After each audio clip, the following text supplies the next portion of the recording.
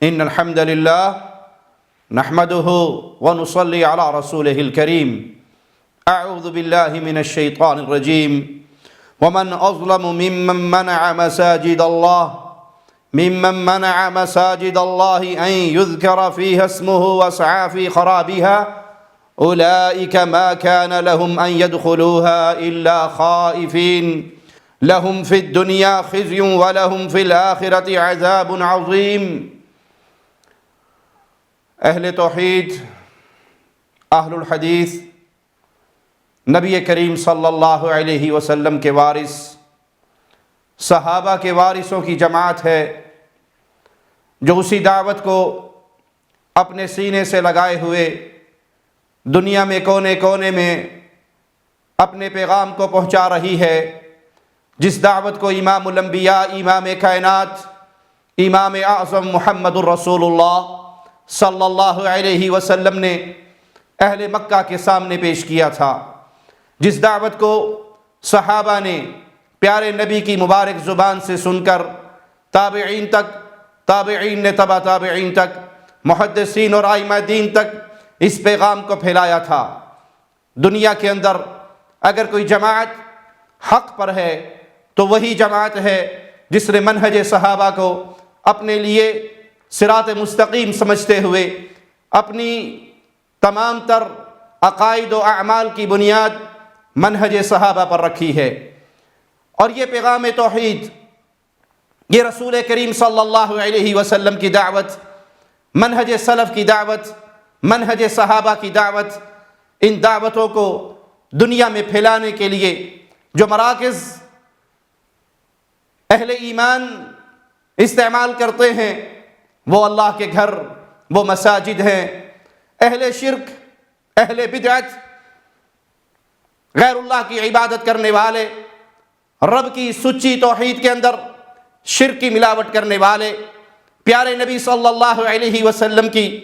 اتباع کی دعوت کے اندر اغیار اپنے تراشے اور گھڑے ہوئے پیر و فقیروں کے اقوال کو داخل کرنے والے، وہ ان مراکز کو برداشت نہیں کرتے، وہ ان سینٹرز کو برداشت نہیں کرتے، اور ان کی کوشش ہوتی ہے کہ کسی جگہ پر اہل الحدیث کی مسجد نہ بنے، اور اگر بن رہی ہے تو اس کو توڑ دیا جائے، اس کو جلا دیا جائے، کیونکہ یہ اپنی حقیقت کو خود بہتر جانتے ہیں۔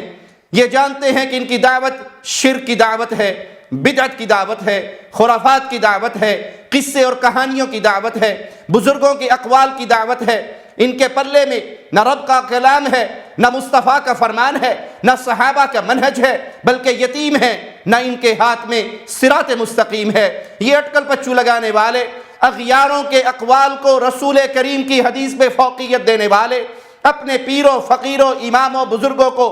غیر نبی کے قول کو نبی کے قول پہ فوقیت دینے والے، یہ جانتے ہیں کہ اگر اہل الحدیث کی دعوت ان مساجد کے میناروں سے بلند ہوئی، ان ممبروں سے قال اللہ کے آوازیں بلند ہوئے، رسول کریم کی احادیث کی آوازیں بلند ہوئے، تو عوام الناس حق کی طرف لوٹ آئے گی، عوام الناس توحید کو ماننے والی ہو جائے گی۔ سادے لفظوں میں عوام الناس اہل الحدیث بن جائے گی، جس سے ان کے منتھلیے بند ہوگی، ان کے سالانے بند ہوں گے، ان کے نذرانے بند ہوں گے، ان کے چندے بند ہوں گے، ان کے مذہب کی دکانداری بند ہوگی۔ اس وجہ سے یہ اہل توحید کی مساجد کو برداشت نہیں کرتے۔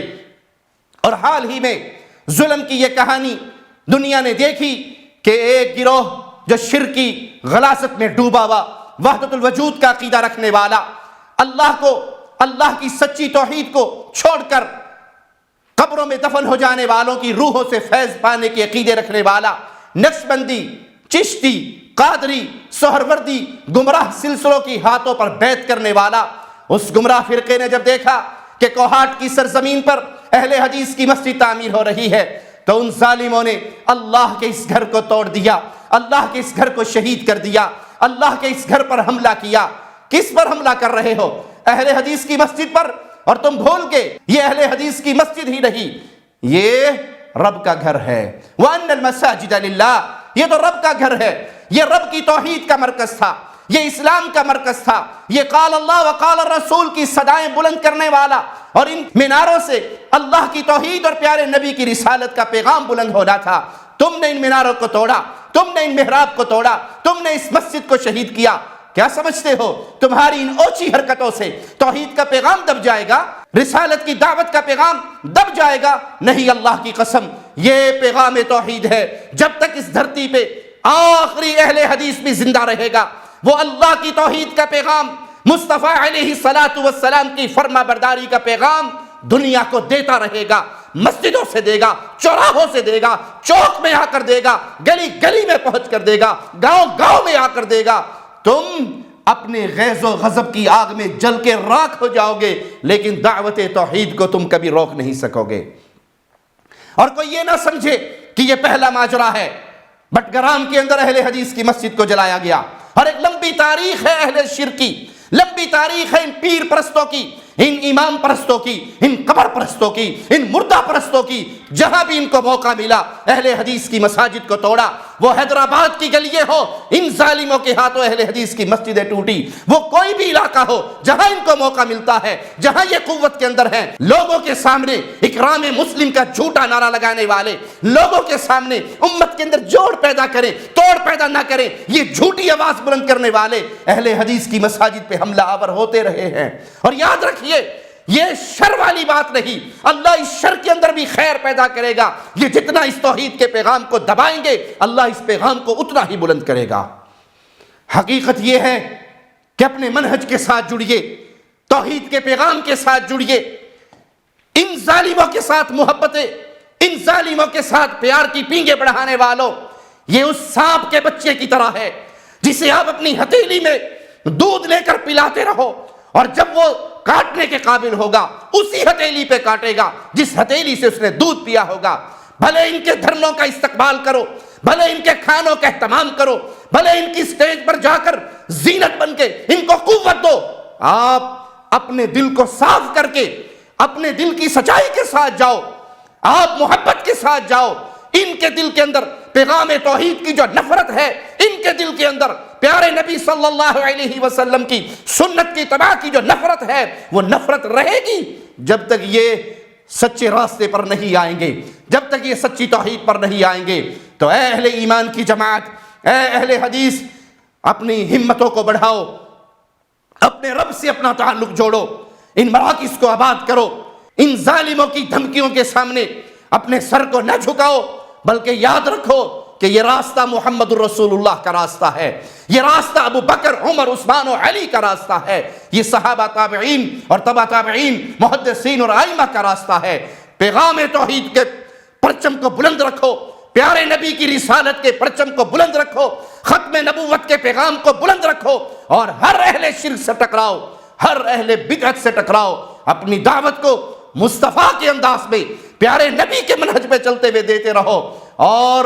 جب تک آپ حق بیان کرتے رہو گے، اہل شرک آپ کو مٹانے کی کوشش کرتا رہے گا، اہل شرک آپ پہ چڑھائی کی کوشش کرتا رہے گا۔ ان کا اہل حدیث کی مساجد کو گرانا دلیل ہے کہ اللہ کی رحمت سے اہل الحدیث آج بھی اسی پیغام کو لے کر کھڑے ہیں جس پیغام کو ابو بکر، عمر و عثمان نے بیان کیا تھا رضوان اللہ علیہم اجمعین۔ حق بیان کرتے رہو گے،